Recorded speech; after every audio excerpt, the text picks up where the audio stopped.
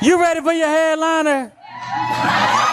Yeah. I want y'all to put your hands together for Josh Johnson.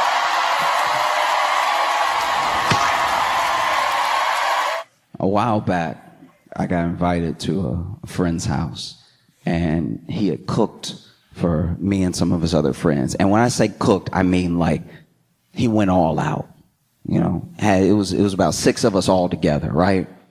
But this is like multi-course, 5 hours of preparation, been cooking all day type thing. So by the time we get there, there's a whole spread across the table. There's stuff that he's pulling out of the oven. And we were touched that our friend wanted to do this for us, right? Took his own money, used the skills that he had to make good food, to have a good experience, have a good meal with us, right?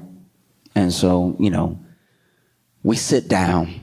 And we sort of like half plated already, you know, when we sit down. And as soon as we get ready to eat, I guess he didn't pay his light bill because as soon as we get ready to leave, the lights go out, right? And we were, when I say we were ready to eat, I'm talking about napkin in and everything, chair all brought up and stuff. And then the lights pop off, right? And then he doesn't mention it at all, right? I'm scooping my chair up and the lights go out and he doesn't even go, ooh, like nothing. He just, y'all, let's eat. And it is pitch black, okay? And in my head, I'm like, why? How often does this happen that you're not gonna say anything at all? Not acknowledge it one bit. And so then, like, I'm sitting in the dark and I'm looking around. I can't see anybody, but I'm looking around. You know the way you try to meet eyes when something wild happens and everything. And then after like a couple seconds, he was like, wait. I'm waiting to hear why. Maybe it's a breaker issue. Maybe it's just, you know, the block or something like that. And he's like, wait. Let's say grace. To be fair, when I say grace, I bow my head and close my eyes anyway, but it's different when the darkness is not your choice, right? There's something about saying grace in the dark that's genuinely menacing, okay? Because it's a prayer over your meal, but if it's pitch black and you hear somebody else go, Lord, please bless this food for the nourishment of our bodies, you're like, this one doesn't sound right. I don't like that. And it must happen a lot because not only does he not address it, but he is going with his fork and knife, and he's the only one out of us that's got any rhythm going with the plate, okay? Because he chose the right friends to do this in front of, because he doesn't mention it, so we don't want to mention it because we don't want to feel rude, you know? We out here treating broke like a country, like I wouldn't want to offend his culture, you know what I'm saying? Like, if eating in the dark is part of his customs, let's go ahead and acquiesce. And so we're all in the dark, and I could have sworn I knew how to use a fork and knife. I was positive, because I've been doing it my entire life. But it's not until you're in the dark that you realize, at least me, I have no idea where my mouth is. Because we already had some peas and carrots and some mashed potatoes on the plate, right? But like I said, this is all like Thanksgiving style and everything, all family style. So a lot of the dishes are in other containers on the table. So I'm just trying to start with what I have. So then I go to scoop up some mashed potatoes and then I stab myself in the cheek, right? So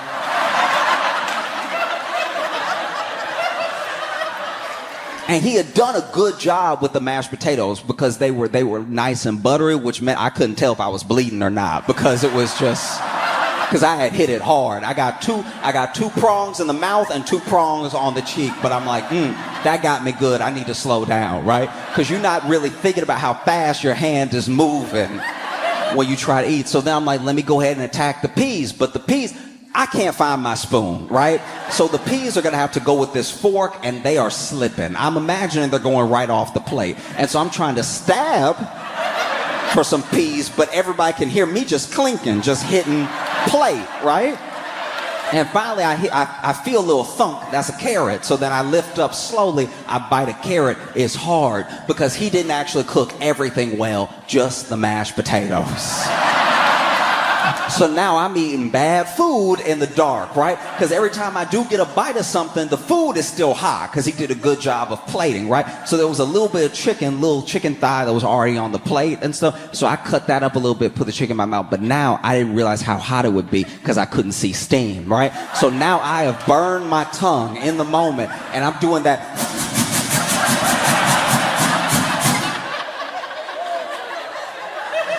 And I'm not the only one, because he is the only one hitting any of this with rhythm. Yeah, I mean, like his fork, you can tell his fork slicing where it's supposed to slice, that he's scooping where he's supposed to scoop and everything. And everybody else, I'm assuming, is just making noise, because there are some, I don't hear any chewing. So I feel like the person next to me was just like,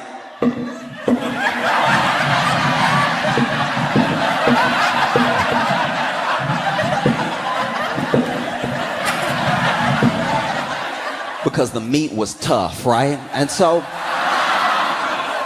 then, like I said, it was like Thanksgiving family style and stuff. So then our host pops up and is like, I forgot some of the cranberry sauce. Let me go up and get it. And for as adept, okay, he gets up and all we hear is,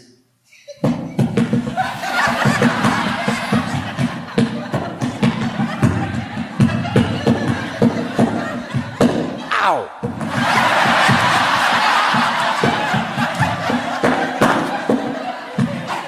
I'm back. And so I know that I'm making an attempt to eat. I'm doing my best, right? But then apparently someone else is, because from the other side of the table, I can hear someone, because once again, it's family style. I hear somebody, hey, sheepishly, hey, you don't need to whisper, it's just dark. Hey, real quick, okay. Sorry. Can somebody pass the green beans?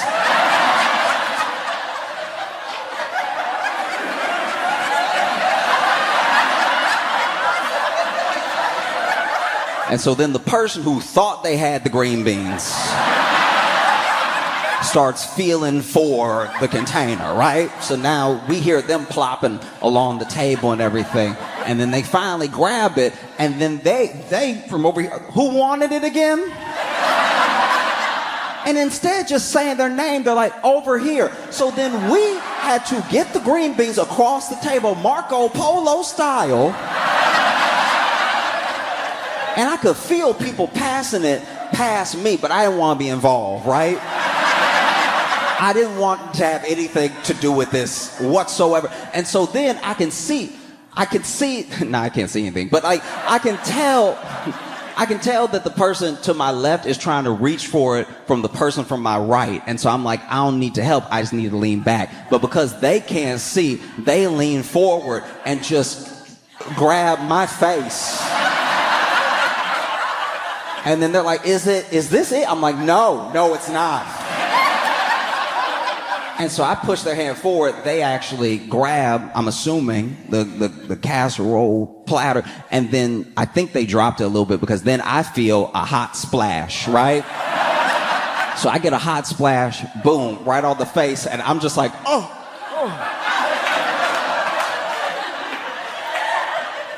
They get the green beans over to that side of the table. Turns out it was yams, okay? So... And when you go to take what you think is going to be green beans and it's yams, it's a texture you'll never forget, right? No one was ready. And so once I get like hot splash, because it was whatever it was, it burned a little. I was ready to go, and it had been some time, you know what I mean? Like most meals only take, 15, 20 minutes to really eat until you get full anyway. And it had been however long it had been, I don't know. And so I'm ready to go, but I don't want to be the first one. So then I'm not good at it, but I try to throw my voice. A little bit like, well, this has been so great.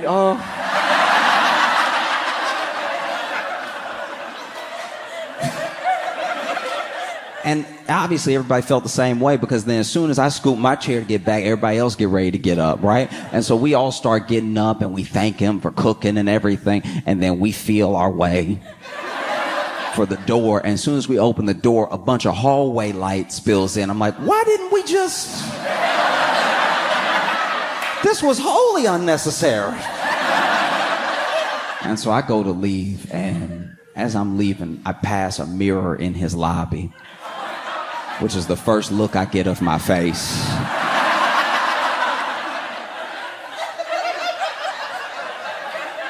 I haven't looked like this after I've eaten since I was a baby, all right? Because I got mashed potatoes here. I knew about those, right? But then I got a little bit of like chicken right here, just a couple of strands of chicken. And then this was gravy. So I got splashed with hot gravy coming down my face.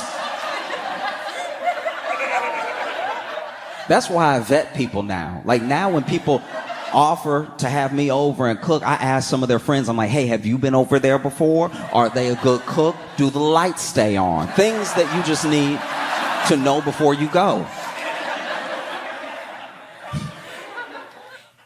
You know it's a really, really beautiful thing? Black women are having an incredible summer. This is phenomenal, right? Like just in the Olympics, Lauren Scruggs is the first black woman to win an individual medal in fencing.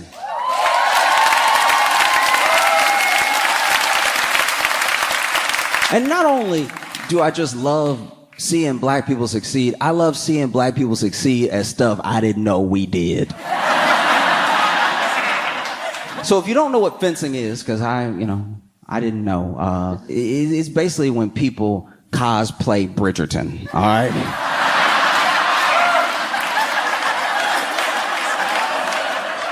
Okay, so it's a mix of stuff. So like, when people go on a padded cell, right? They do that, but they wear the cell, okay? So they go ahead and wrap themselves in like a padded cell and stuff, and then they get that stance, right? They get that long stance, and then they got their little sword is thin, and then they sort of try to musketeers each other until one of them get the most points, right? I still haven't figured out why they always do it. To me, it would just make more sense to have it and be like, ah! Like that seems like you really get some points just really coming at somebody, right? And I thought, as I thought about it more and as I learned more about the sport, which I still don't know very much, I thought to myself, man, I probably could have been pretty good at fencing if I had applied myself, because I grew up in the South with black grandma.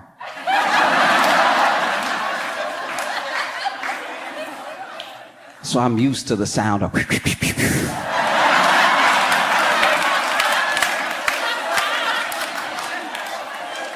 my grandma and I had this thing, right? Like if I was really acting up, if I was bad enough, right?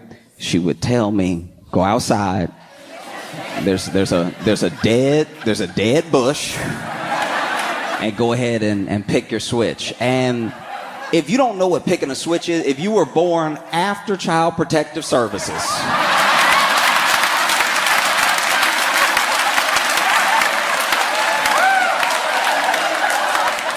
picking your switch was a form, after you've been acting up and go out there and pick your switch, it was a form of psychological torture, because you would get out there and then you trying to pick the switch most likely to break. Because you're like, all right, let me see. I'll let her get 3 good licks in, but then it'll snap, and she'll be like, let bygones be bygones, right? And so you go out there, and I would go out there, I'd be testing them. I'd be like, that one got too much bend to it. Let me guess. And so then you bring your switch back to your grandma, and then she go to pop it a couple times, and just out of reflex, you start, whoo, whoo. It's hot, right? I think if my grandma had whooped me just a few more times, I really could have been a medalist in fencing. Like, I could have been like...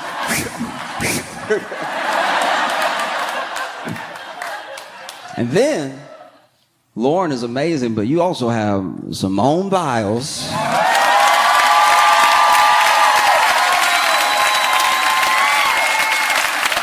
The most decorated gymnast of all time. She won again today. I thought they were done. She won with the vault. A lot of people are amazed at how high, how elegantly, just the way that she moves through the air, the strength that she has, the grace in her movements and stuff like that. And some people are surprised at how high she can go and all that stuff. I'm not at all. I'm surprised that she comes back down to earth. Because I saw just a picture of her doing the vault, and when she flew, I was like, y'all, she gone. She going to space.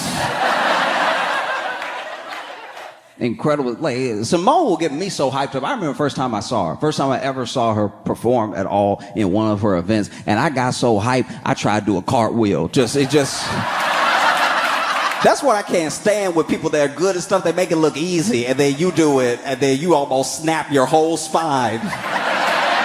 Because she did some routine where she was like, boom, boom, boom, and she was just everywhere and nowhere at the same time. She was flying, she was coming down, and then she got done, and I was like, ooh, that's so cool. And then my back hit the wall. I just started sliding down.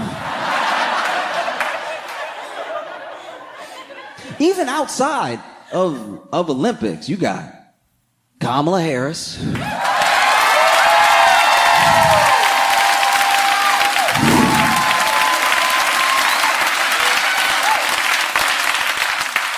Joe Biden steps aside, Kamala takes up the mantle. She is a presidential candidate and everything. And, you know, when she enters the race, she's actually polling slightly higher than Biden was, right?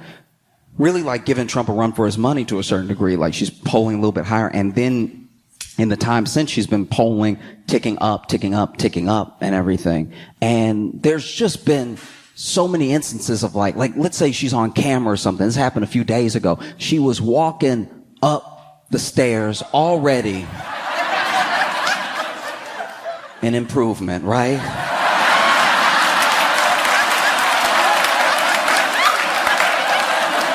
She was walking up the stairs to the plane that was waiting for her, and a reporter yelled, right? A reporter was like, oh, I'm like trying to answer, you know, get her to answer a question. And she turned, because she heard him, she turned.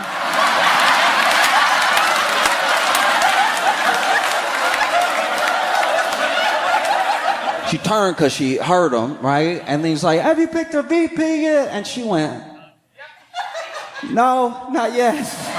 And then she keeps walking up. Now, this may not be a big deal to some, but if you are a Democrat, it's a lot more multitasking than we've been used to in a long time. She can walk, she can hear, and she can talk at the same time. That's wild. I'm not saying it's new, but it's been a minute.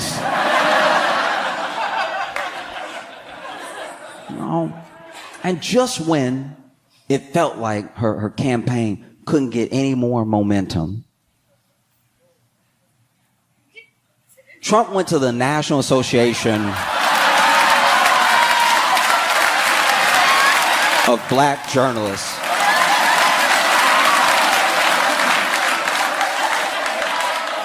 And I want to say something real quick, and I really want you to hear me when I say this, all right? For real. Please, right? Please hear me when I say this. I think that it's important, no matter who you are, because other countries are better at doing this than we are sometimes. No matter who you are, I think it's important for someone to go where most people oppose them and express their ideas. I think it's important because it's important for us to have discussions that are real. A discussion where the person who believes the thing said the thing to you, and you're not hearing it secondhand from someone you already agree with. Part of why we are the way we are right now is that people don't really want to listen to someone that they are diametrically opposed to. They want to hear from someone they already like, but someone you already like tends to believe what you believe. So then we're playing telephone with each other's ideas sometimes, right? And so I do think that it was good what he did. He went to a place where he was not gonna be lauded over, was not gonna be like babied with what he's trying to say. He went to a place where he was opposed. I think it's good what he did. He just shouldn't have done this. Do you see what I mean? You know what I mean? Because he went to the National Association of Black Journalists, and this is my thing. A lot of people didn't really talk about this, but they were opposed within the group if he should come or not. There were some people that were like, we shouldn't platform him. I can't believe y'all are even inviting him. And there were other people that said, hey, look, this is a presidential candidate. We need to hear out whatever it is he has to say because he could potentially become the president. So you had both those ideas bouncing back off of each other, bumping heads. And then you had me. I was in a very particular camp, which was let him cook.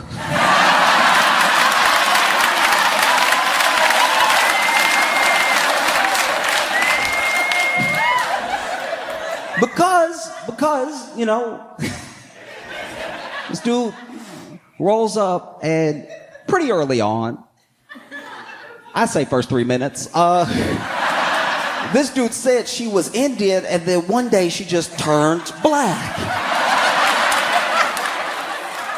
He said, turned black.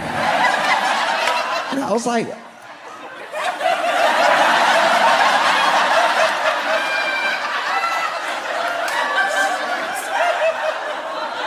Donnie, what else you got? That's a little while later, he hit it. He hit it. I didn't know if it would come up again. I've been waiting. He hit it. He was like, the immigrants are coming and they are taking the black jobs. I've been wondering what a black job was since the debate, because he said at the debate and nobody called him on it. Nobody caught it or anything. Black jobs. And then one of the women up there, because it was 3 women interviewing him. 3 black journalists were interviewing him. And one was like, sir, what is a black job? And then he was like,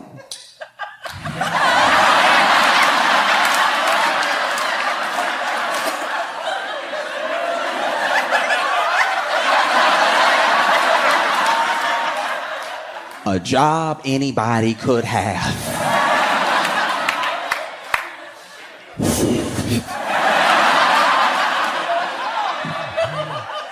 You know, and look, I don't know Kamala. I don't know anybody on her campaign or anything, but I know that they had to be watching. They had to be watching that the way that we watch Powerball.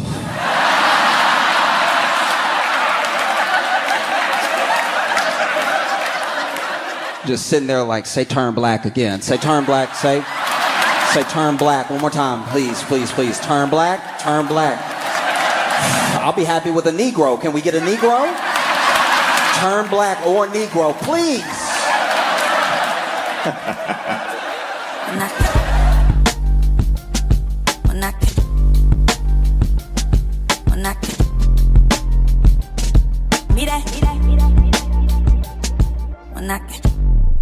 I've been getting tested a lot. Like a lot. I've had a lot of tests just so I can do things and go places and stuff. And, you know, always come out negative. I've been very blessed. I'm very grateful for that. But I have been tested so much that I'm not going to lie. My nose is starting to feel a little loose, all right? Baby boy is not tight anymore, okay? If you ask my nose, just from my nose's perspective, been on the streets doing what it had to do, all right? Doing what it had to do to get by, okay? It's a hard knock life for this nose. It's getting to the point where my nose is so open, I don't just smell things, I feel like I smell when they happened. Like, I no lie, I'm starting to feel like I can smell the future. Just like the worst superhero, just walking in like, oh, we need to get out of here. This is terrible. You know? I had one test. This is insane. I had one test where they stuck it so far up my nose, I fainted. Right, so I just passed out, and I don't know what it was. Like it was almost like she stuck it up so far that she hit the off switch on my brain. Because then I wake up, test is still hanging out of my nose. Right, I wake up like maybe 10 seconds later, and she's gone. And then she walks back in, and I'm like, "You left me?" And she was like, "I had to go get a doctor because I thought I killed you." This has never happened before. That's why I've given up on being an alpha, you know? Because I faint too much for a black guy. I really do. I faint a lot, and no one faints well. You know what I mean? Like, no guy has ever been standing there crossed-armed and then, like, tipped over. Like, I melt, you know what I mean? And I hit my head hard. Like, when I faint, I hit my head so hard that people look at me different when I wake up. You know, because I even had an instance where I saw my friend who was running and he tripped and he fell and he messed up his arm really bad. Like, it wasn't just bloody, it was like an anatomy lesson. Like, I could see through his arm. So I appropriately fainted where I stood, all right? But instead of just like tipping over, I guess my legs were too far apart, so then my knees buckled, but then they opened again under the weight of my hips. So I just sort of twerked myself down until I rested on the ground. So yeah, I faint. Hey, thanks so much for watching. Please like and subscribe, hit the notification bell, and tell a friend. That would be a huge help if you tell people about it. Sharing is great. There's like a share button, but if you tell people, they might click on it. What an incredible day. It's been beautiful outside. It's a real, yeah, no, you can clap. This is big for us because we had a whole ass hurricane this weekend.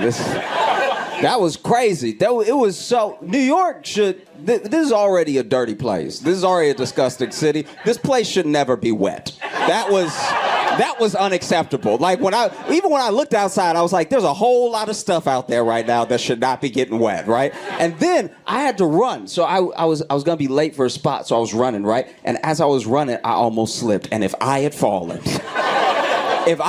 on the wet New York pavement, if I had fallen on the somehow warm water,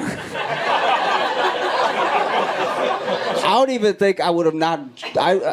I think I would have killed myself. I think that was on my last thread. I've been reading the news and I saw this story that's captivated me. It was a British Airways pilot that got fired because they caught him the night before. He had done a bunch of cocaine off of a stripper's titty. I know. Some of y'all are like, awesome. And I read the whole story, and when I got done reading the story, I had lots of questions. First question.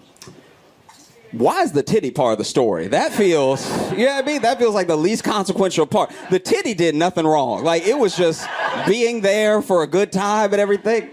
And second, is that why they fired him? What did they go to him? They were like, you don't even do it all flat surfaces. You're not responsible with your cocaine. How can we put lives in your hands when you're this reckless with your cocaine? You know when you put it on the titty, you lose at least half.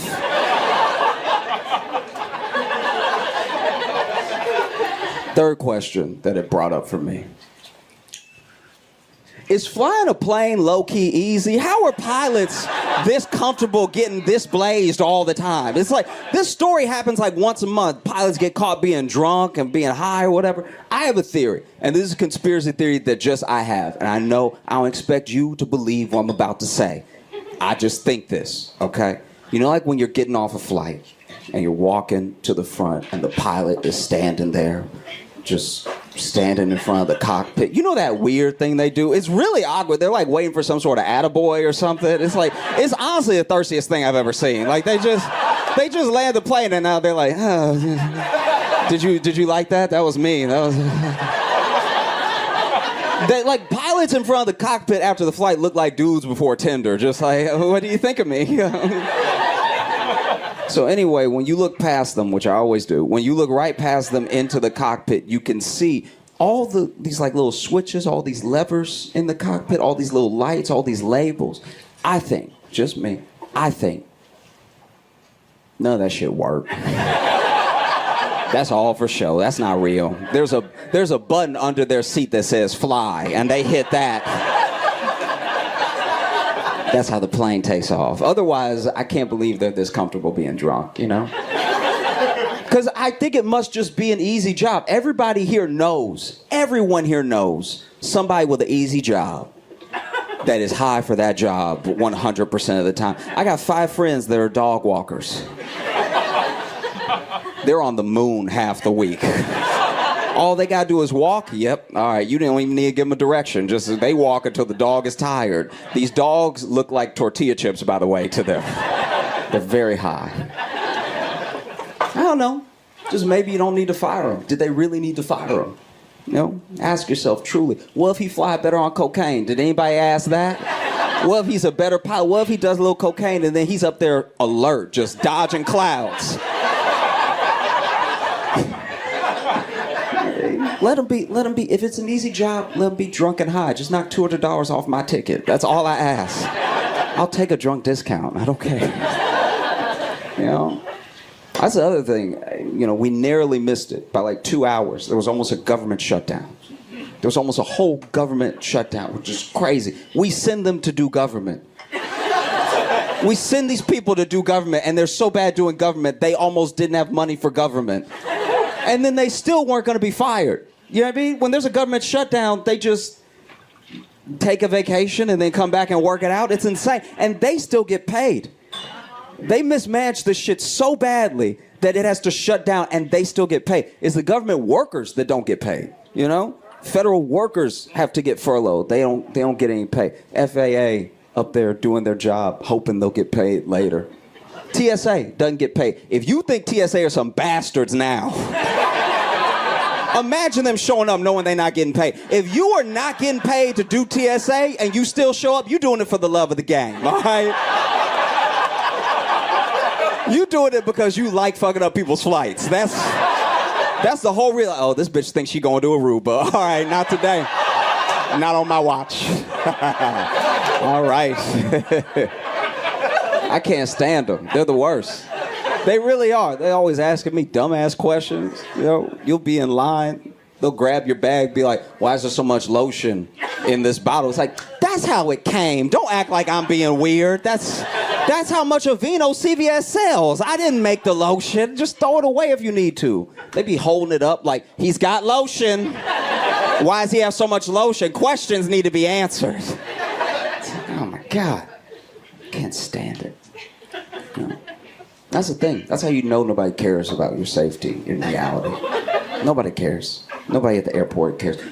Pilot is drunk. And the TSA is just, they say they're looking for bombs, but they're just taking menial shit off you. They're like, why is your comb so sharp? It's like, oh my God. They like trying to check if everything is a bomb, but then they still will let an airport have a Taco Bell. It's like, what about those ass bombs you're sending in the air? That's crazy. It's wild. Because what if something happens, like the Spain plane? Remember the Spain plane? Do y'all know about, okay, in case you don't know about the Spain plane, there was a plane on its way to Spain months ago that had to turn around halfway there because somebody shit the plane, all right? And no, the plane got bathrooms. They weren't like, hold it until you get to Spain. Someone shit the plane, all right? That's crazy. CNN reported it. That's how big of a story it was. They had to divert. People were like, is there a terrorist on? It's like, kinda. Like, it was absolutely crazy. Someone went to college, studied journalism, then got a job at CNN. And at 8 o'clock on my TV, they were like, somebody shit the plane. Somebody. That's why I feel like, just roll with me here for a second. Just stick with me. I feel like the world would be a better place if more women punched people. Because I feel like there's a show that I watched. I was raised by 3 women, so I watched a lot of Lifetime, all right? And there was a show on Lifetime called Snapped. If you haven't heard of it, it's a show about women killing their husbands, all right? And just so you know, there's 28 seasons, so women have been cooking, okay? Anyway, I bring all this up because I watch a lot of Snap because I was raised by these three women, always watching Lifetime. So then I'm watching and I'm just looking for all the men's mistakes. Just like, all right, good to know. But honestly, a lot of the episodes, if y'all have watched the show, the day they kill the husband, sometimes he didn't do anything that day. You know what I mean? He was just like, hey, babe, where's the... Just a couple punches and this whole shit could have been avoided. You know what I mean? Just letting it build up. It's not good. You know? I'm very worried too. I worry about the economy more and more every day. Not just because I'm getting older and I finally have started to understand it, like genuinely. Like a lot of this does not make sense. Like a lot of what we're doing. I know we all watch The Big Short and everything, but like this is actually bad what's happening.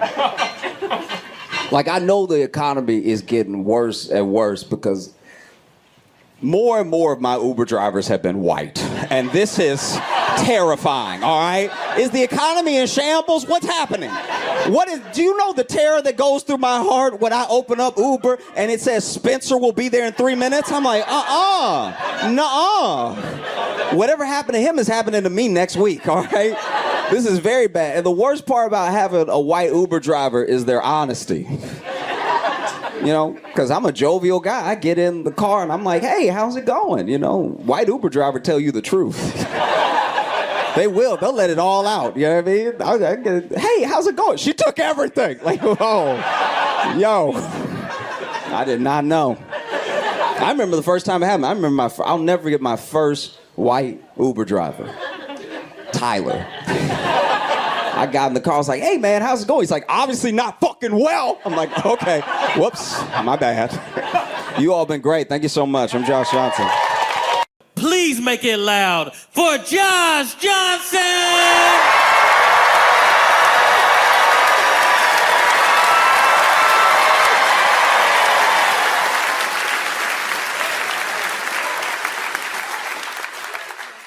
I feel very thankful to be here with all of you because it's nice to talk to people who are gonna get it in a way. I feel like sometimes when I'm traveling and I go to places where, especially when I go overseas, and there are places that are not as engaged or involved with American politics, that there's a sentiment of like we're just watching the show and y'all are like cast in the show, and so that it's very different to have a chat with you. Because I'll be very honest with you, it's been taking me a long time to distill the way I feel about what is happening in LA. Because what's happening in LA over the past couple weeks is it's insane to watch, because I have plenty of friends in LA and I talk to them daily and everything, and I also watch the news, and not maybe since COVID have I seen such distant realities. Do you know what I mean? Like such like completely opposite ends of the spectrum, what is happening and what is said about what's happening. And okay, because if you're watching the news, everyone in LA is dead. They've been dead for a while. The military came, but they were too late. Everyone is, in fact, I think the military dead too. Like it's really just a black hole of death that no one can stop, but somehow the reporters are reporting. And it is strange, because when they send the reporter out to cover what some people are even calling the riots in LA, the reporter, not every single one of them, I'll get to them, but the reporter is standing there while everybody else is standing there. And they're giving a very different report than what we can see behind them.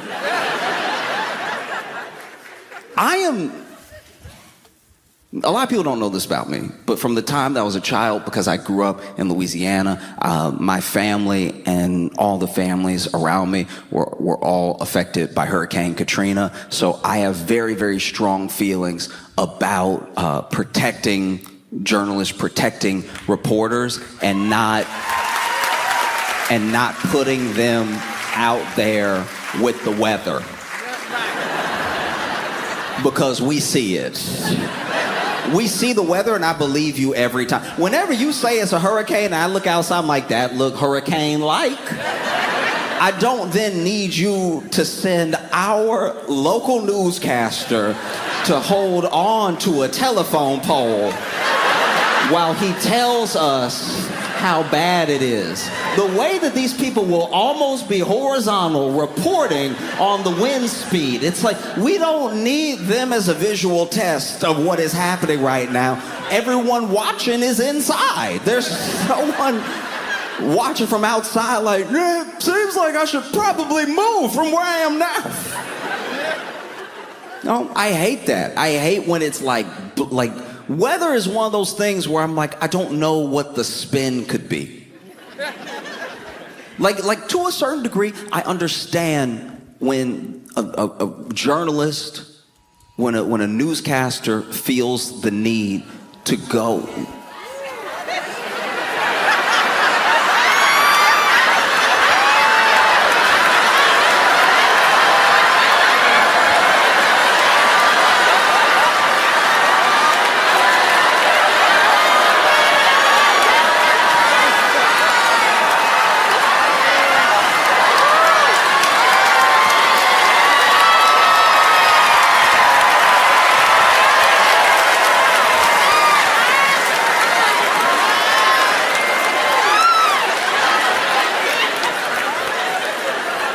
What this shows right now is how many of y'all don't put your phone on silent. Like there's no, I know it is. That's crazy. Well then I will be quick then.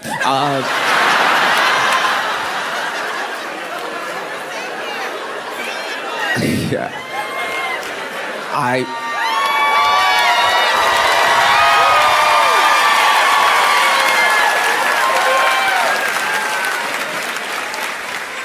Okay, real quick. Just for a quick second. What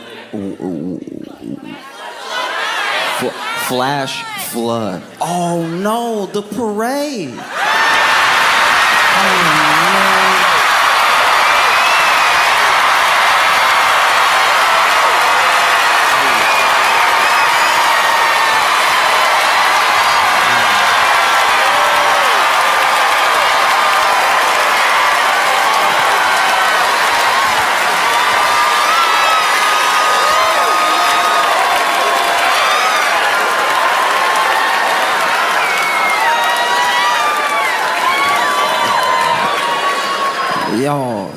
Y'all. Don't do that. It's his birthday.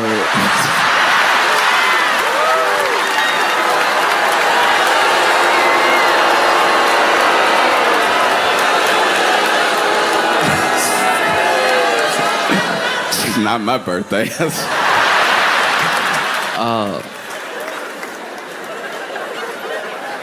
But a great example, like a flash flood, and they'll put the newscaster in the water, and it's like, well, what we can see here, John, is...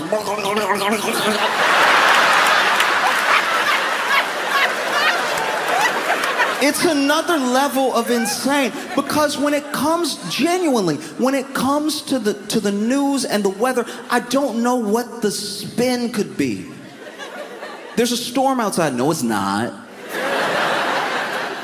Weather, as long as you're not talking about specifically climate change, is like the last bipartisan subject. It's like the last thing. There's no way that anyone hates, conservatives or liberals enough to see the rain and be like, but it's not. Like, that just doesn't happen.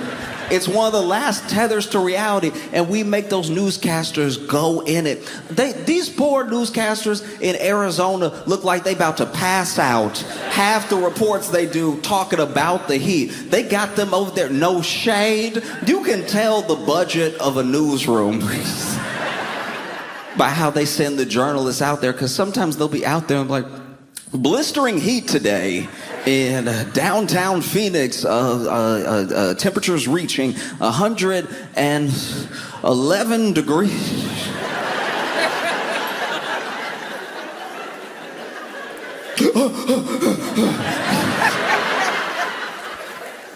Like, stop doing it, you know?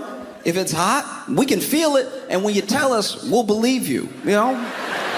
If it's a hurricane, this is one of the things that I have tried my best to be fair with, because you see people, and I really feel like this only happens here. There's no other country I know of where people proudly go out into the hurricane and like tap dance in the hurricane to show the rain that they're not scared. That's a distinctly American male thing to do, to be like, hey, ain't nobody scared of some water?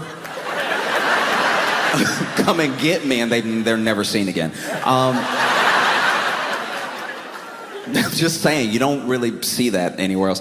And I used to think that those were like the dumbest people in the world. But then as I got older, I was like, you know what? Maybe they just watched the news. And they were like, he's standing out there. And he telling me not to go outside. It's too dangerous, but he outside. What, he think I'm a punk? If he can be outside, I'll be outside. I'll be outside all I want. And then they go outside and then they're never seen again. But the thing with people covering LA and standing in front of whether it's LAPD or National Guard lined up and protesters a distance away lined up, it's a very different thing, because now they're coloring it for you, but you can see behind them. And it's hard to know what to make of it. Because when I talk to my friends in LA, they're like, you know, very chill. They're always chill, but like they're very chill in this specific instance. I called some of my friends because I'm not gonna lie to you, I'm not better than anybody. I fell for some of like the propaganda that was going on. I called some of my friends immediately because I don't know LA neighborhoods that well. And I live in New York, where if something is happening, it is happening to everyone.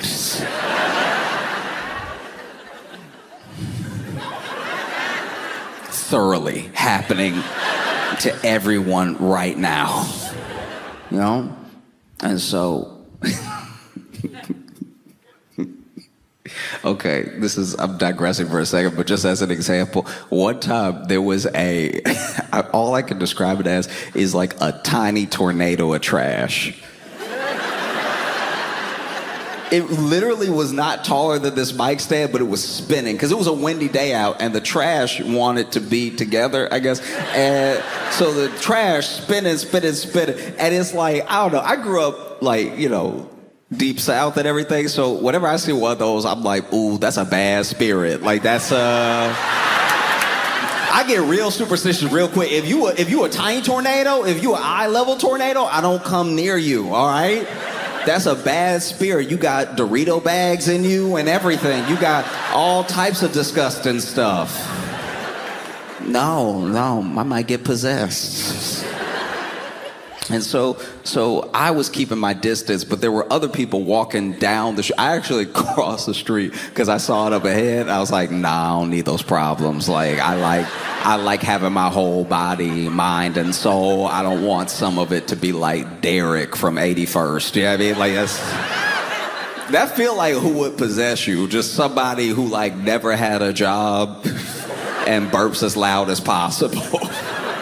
And so I crossed the street, but there were other people that were walking next to me that kept going, and they walked right into it. And even though I was across the street, I knew when they walked into it because my back was turned, and I still heard.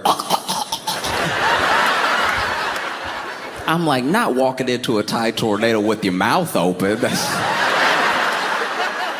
That's just irresponsible. And sure enough, that tide tornado got like 8 people. Just being itself. Well, if something happens in New York, it's happening to everybody. If one train is down, the city stops. We get around it, you know, people get mad, they get off the train, they run to work, they you know, hop on a bike or whatever, they take a cab, but like, one thing happens, it has a ripple effect. LA doesn't seem like that to me. Like I've been in different parts of LA and I thought all of it was like one thing. I couldn't have been more wrong. And so I was calling my friends as I was freaking out because I was seeing the stuff that was happening. Waymos. You know the driverless car that shouldn't exist? You know that thing that's just on the road and we all act like it's normal, but we're slowly acting out the plot of iRobot currently? You know that thing. Those were on fire. There were Waymos on fire. So I called my friends like, you not in a Waymo, are you? Oh, if you in a Waymo, get out right now. Because to be fair, we didn't really even know why the Waymos were on fire. Maybe there were people setting the Waymos on fire, but maybe the Waymos saw all the unrest and they were like, this is our time.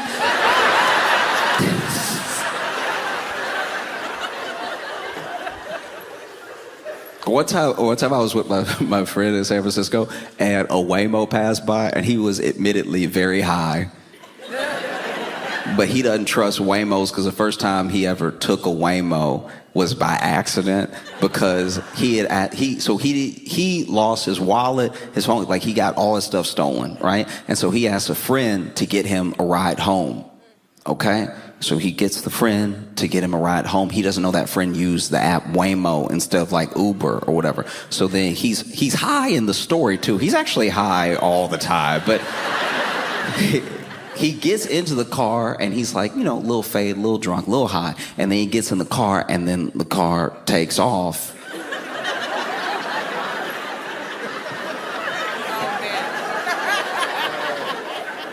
And so the way he told the story, I wasn't there. The way he told the story is finally he asked, you know, for a little music. He's like, dang, it's quiet in here, dog. Can you turn something on? And he half nodding off anyway, but he's like, can you turn something on? It's quiet in here, dog. Like, let's get it popping, you know.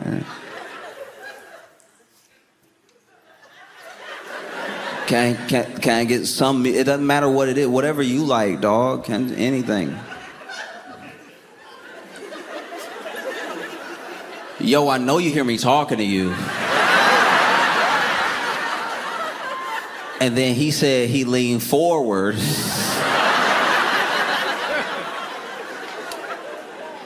This is how he tells the story. He leaned forward and saw nobody was in there, and then he started praying because he was like, "No, you know what? You know what?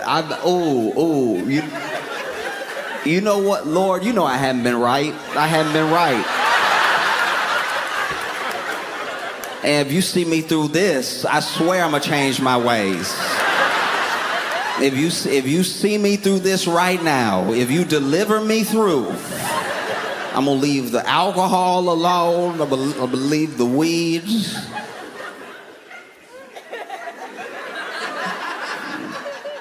He gets home, he sees his house, he's like, thank you, Lord, thank you. And obviously he was lying because he was high when he was next to me.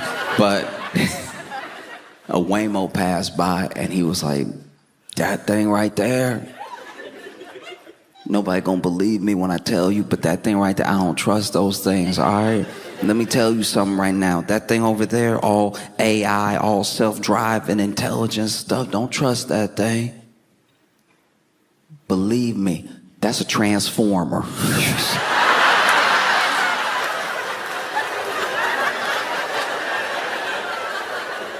Look, all I'm saying, if I wanted to act out the plot of one of the Transformer movies, what would I do?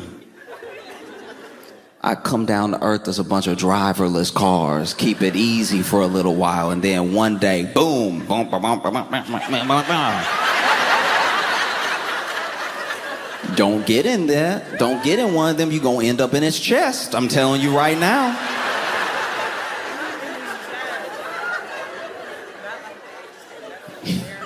And so I called so many of my friends. I was like, hey, are you okay? Are you good? And they were like, yeah, no, I'm fine. And they said they were fine with the annoyance of like, they said that they were fine with the annoyance that I have when my mom calls me to ask me if I'm okay. She saw that there was a storm in New York, and I'm like, no, it was just a bunch of trash spinning in a circle. It's not that serious. You worry too much. No, they were genuinely like, no, that's actually here. And they started explaining LA neighborhoods to me, and I'm not gonna lie, I glazed over. Like I just... But once I knew that they were safe and that everyone I knew was safe, I was like, well, then where is this happening? I know a lot of people in LA. I've called a lot of people. Everybody is fine. Where is this happening?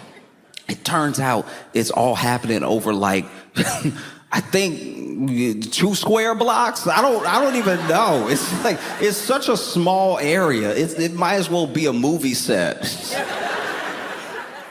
And it's crazy because if you listen to, Fox News, some of these outlets, you would think that the entire city was burning right now. There are people sharing stories on Facebook, and the entire place is devastated. And the president said, if I didn't send the National Guard, they'd be in shambles right now. But then when you look at video, and I'm not talking about video from protesters, I'm not talking about video of bystanders of the protest. I'm talking about video of people in Los Angeles 2 blocks away from the protest.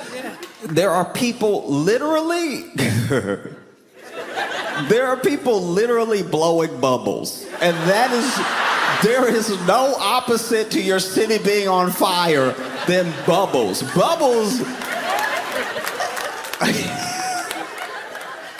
Bubbles are like a truly first world problem. Like, and they weren't even blowing bubbles regular. They were over here like,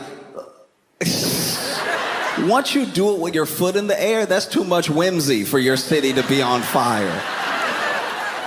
Not blowing bubbles like, blah, blah, blah. Look at that. That's so cool. I'm talking about, And it is difficult when it's presented in front of you so heavily, an agenda with reporting versus just saying what happened. I didn't even know you could do that, by the way. It wasn't until I left the country and watched the news in other countries that you can just say what happened. Like when you watch the news in Spain, they don't even put a spin on it. They're just like, yeah, right there. They don't even try. This is what's crazy, is that the news around the world, they don't even try to be entertaining. They give it to you so straight, they don't even have good voices half the time. Sometimes there's a guy being like, yes, 2 people were found in the basement, and they said that they were trapped there by the man who lived there. Very dry, nothing. They're not putting on 2 people found dead. Like it's... That's my favorite, by the way. I love when an anchor is like going out of a fun story to a sad story, but either they didn't get the stack of reports ahead of time, or they're just reading the prompter in real time, so they don't know that they need to do the tone shift. And so they just finished like promoting a shelter that has saved like 67 puppies or something. Isn't that beautiful? Isn't that sweet? I mean, you just love to see stuff like that, don't you? Anyway, 15 burned to death in a fire. Oh. And then you see in their eyes that they're like, I already started high. I started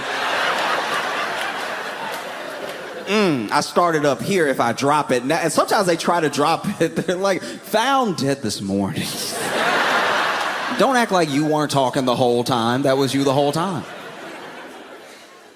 But you even see it in LA, because the misconception people have is that the thing that initially happened in LA versus like protesters and ICE and everything was like all over LA, was just all happening at one time, when actually it's around these very few square blocks. That's where all of it's like going down. You know, I'm not saying there weren't protests in other places, but those protests went on without incident. It's here. This is like the main sticking point. And this is what they keep shooting footage of over and over and over again and showing you over and over and over again from different angles, right? And they're so thirsty for it that there was one dude that had a Mexican flag, was on a smashed up car, and you can see when you look at the picture that there are like 15 cameras surrounding the car looking up at him, and then everyone protesting is like a block down with nobody there. You know, because they're selling you a story. They're selling you a story about chaos that's unfolding and everything. And they even, you know, will have the newscaster out there. This journalist is out there. And I have a lot of respect for journalists. They do an incredibly difficult job, and they have to do it under constraints that some of us can't understand. Because if you worked your entire life to try to get to the truth, and then you finally get a job, maybe it's not even a well-paying job, and you're allowed to tell the truth until, like, your newspaper gets bought. And then it gets bought by a guy that's like, the truth though. I mean, what is truth really? Just say whatever I tell you to say. But it is a difficult thing to distill for yourself, because you have to. You can't just, I'm not saying that there was ever some golden age where all of media was honest and forthright. I'm just saying that it used to be a little bit more simple. That you were even overdoing it if you checked, 3 sources to see if something was true. Because there are things that used to be delivered with a little bit less. You still had the bias of the outlet, but it was a little less political at all times, and there was a little less looking for the bleed. Here's what happened, and I said it in a sexy voice. That used to be American news. And now we've slowly become this more and more and more like corporate warped version of trying to do the news. News became entertainment. It became a show. And there's a show, it's entertainment, because they're not delivering you the news out of the kindness of their hearts. I'm not saying that the journalists that are doing the news aren't dedicated. I'm saying that the body, the system and the machine that we look to for reporting is just, they're trying to sell razors in between every disaster. Like, that should tell you something, Because you see the report, and you see people, chaos in the streets in LA. Look at everything that's happening. And then you talk to someone who's in LA, or you even just look at an Instagram story that your friend made on a random day who's not that far from the protest. And you're like, I don't know, they are loading up their car with Trader Joe's. That doesn't feel apocalyptic at all. If you can get the sliced mango from Trader Joe's, I think the supply chain is intact. That's one of the first things to go. We don't even have mangoes like that. Oh, news says absolute chaos. And then you look at somebody's just legit, somebody's TikTok that they're making. Not even about the protest, just that they're making. They live in LA. And while they're making this protest, while supposedly the city is on fire, they're finding parking. That's not supposed to happen ever. And one thing that can't be lost on us when we think about or talk about Donald Trump is the only thing that he's ever been successful in is reality TV. We don't know him from the steaks. We don't know him from the casinos. We don't know him from the vodka or the water, which was probably vodka. We don't know him from anything except truly reality TV. Even in real estate, it's it's like a name, but I don't know anyone who ever lived on one of those properties. It's the TV. He figured it out. He figured out reality TV, and he's still doing reality TV. He's just doing it as the president. The mix of reality and TV is a different cocktail for every show. There are shows that are 10% reality and 90% TV, where if you took away the TV element, none of these things would happen. These people wouldn't know each other. And then there's some that are 50-50. I feel like Love Island is 50-50. You know what I mean? Love Island to me is because look, even if there was no show, these are the people who would be hooking up with these people. Like this is every time you watch a cast introduced of Love Island, you're like, that seems right. Like that's who everyone goes for that's in that group anyway. They all seem happy. There's never like a guy in Love Island that's like, so ladies.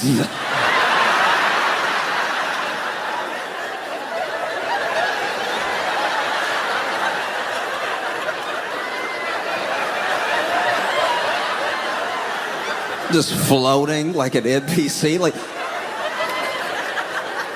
it's always somebody with like 9 abs. And you're like, how do you get the extra? When he's standing up, when he's sitting down, it's very defined.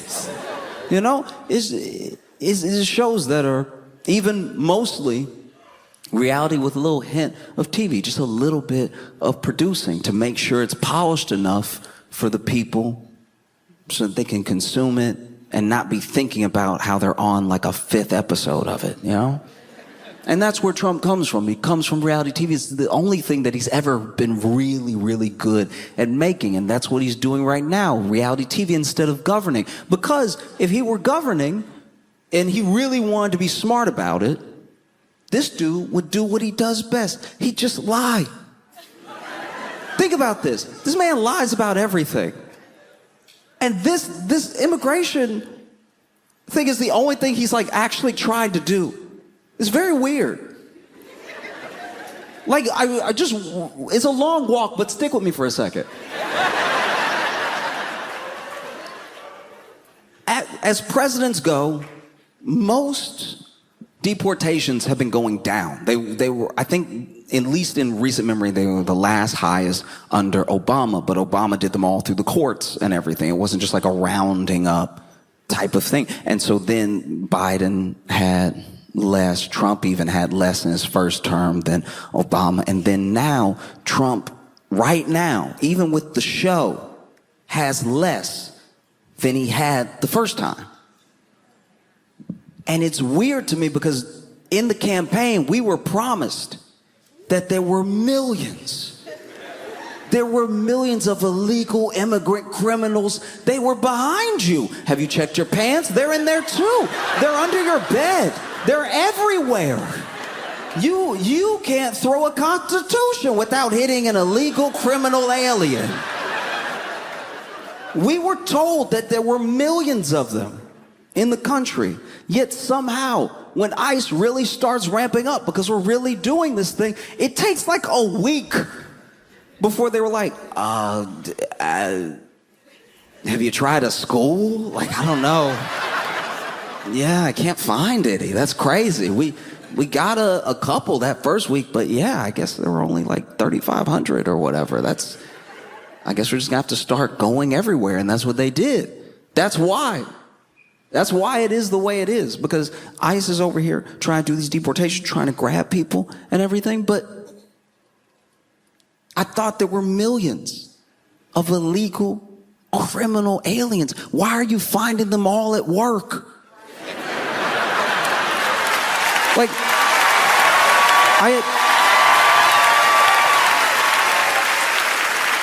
I just had no idea that my local taco spot was specifically MS-13 tacos. I had no idea that Tra de la Ringa, the gang I can't pronounce, I had no idea that that's who was like folding the clothes at Kohl's. Like, that's, because that's what you've been led to believe. Every arrest is warranted. ICE is trying to do their job. All of this mandated makes sense. That's what you've been told. And the thing is, you need to make a show out of it, because even with all the chaos, even with all the footage, it's still less. That's crazy. Even with you going around the court, it's less. That's wild. That it's still less, even with all this show going on. Because what isn't a show, what's actually reality is that people are being ripped away from their families. And these are hardworking people. These are people that have been here for a long time. These are a lot of people who are actually trying to do the right thing as hard as they possibly can. But the system is slow and it's imperfect. And then they get arrested by ICE at the courthouse for their hearing.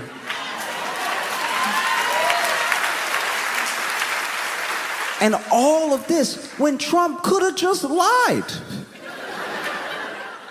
He could have just been like, yeah, I did it. Who would say he didn't? All of his fans would be like, he did it. He said he was going to do it, and he did. I don't even know when he did. That was so fast. Damn. Even Democrats would be like, yay, you did it. At least.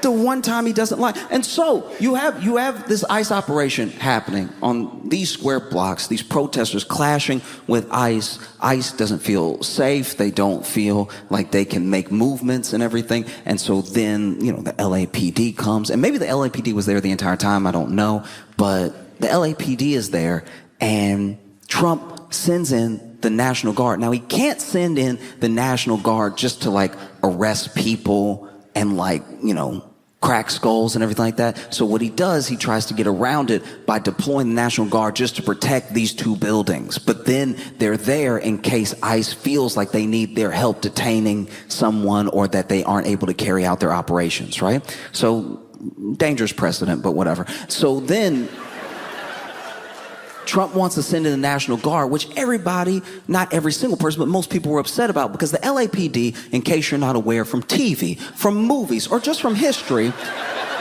historically loves to whoop ass. That is their favorite thing. The LAPD can't stop whooping ass. They love, it's their number one. And so when the LAPD found out the National Guard was coming, I know they were probably like, but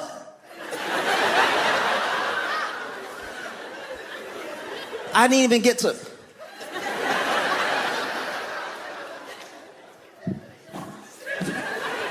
No, go ahead, send them. Yeah. No, you know what's best, send them in.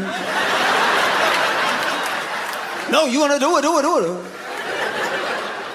And then the National Guard comes, and there's not a ton for them to do, because it's like 2 square blocks. No matter how many times they keep showing you the same footage over and over and over again of these things burning, of this 3 stores that got looted. They show you the same thing over and over, but it's just not happening that way.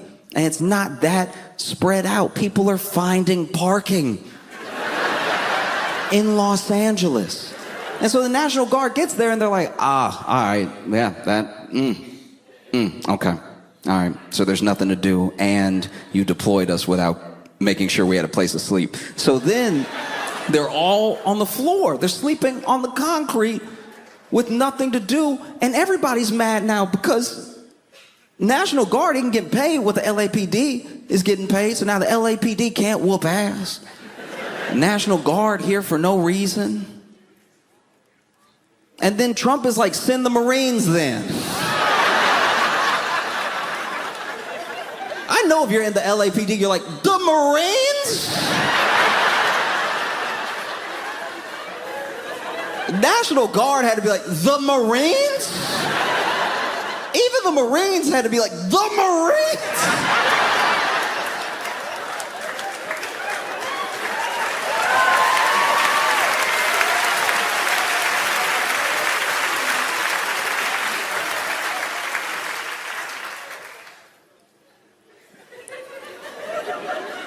And then LAPD just sitting there like, I just want... Is whooping a little ass too much to ask? But I know that it's very, very, very important to understand what's reality and what's TV, and not to confuse the two. And the way to combat reality TV being everywhere all the time is real connection with real people. I was able to call people or text people who were in LA that told me, no, I mean, there was parking at Trader Joe's. Everything actually pretty chill. And without that, I might honestly be like, I don't know, y'all. There were 3 Waymos on fire. I took it as a lesson. And I would hope that more people see the things that were happening in LA and make sure that outside of any news outlet you follow, outside of like any narrative that you make the choice to believe, because there are so many varying narratives for every event that you do have to make choices, that above all of those things, you will talk to people. Because talking to people is the real perspective that you need. When you talk to someone who's really going through the thing, no matter what it is, no matter what it is, even bigger than LA, even bigger than the protests, when you talk to someone, you finally get from their perspective right to the root of an issue, as opposed to whoever's talking over them. Oh, and I think that for me, talking to my friends, making sure that they were safe, let me know that this thing was not what it was being made out to be. Don't get me wrong. I think that something was starting in LA, and I think that thing is scary. I think that there's a push to make authoritarian moves and to see how far things can be bent and how much people can be pushed and pulled before they'll do anything about it. And I think that LA was a perfect test for that. Let's take something that's really just 2 blocks and let's make it look like it's the entire city, and we'll see if they believe us. Let's send in all the cops we have, then the National Guard, then the Marines, and see how much people want that, if they go for it or not. So something is happening, and I would encourage every single one of you to hold on to everyone that you know. DC is one of those places where everybody is from everywhere, and everyone knows everyone everywhere else. And if you keep that type of global community together, you'll have no problem, in my opinion at least, distinguishing what's happening from what's not. Because you'll have people that you can talk to, people that are really going through the thing in real time. I'm not saying don't watch the news at all. Sometimes they have newscasters on there who they put in the hurricane. It's very entertaining.